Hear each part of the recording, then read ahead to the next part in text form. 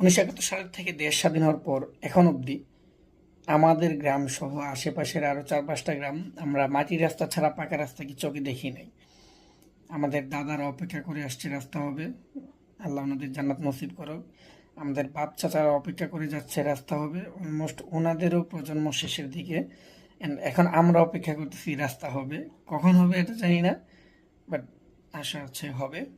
তবে এই মাটির রাস্তায় যে এখন অবধি কত অসুস্থ মানুষ মারা গেছেন বা কত বাচ্চা প্রসব মারা আছেন, যারা প্রসব ব্যথায় মারা গেছেন, সঠিক সময়ে ডক্টর কাছে যাবার অপেক্ষায় রাস্তা ছিল না, সঠিক সময় যেতেও পারে নাই।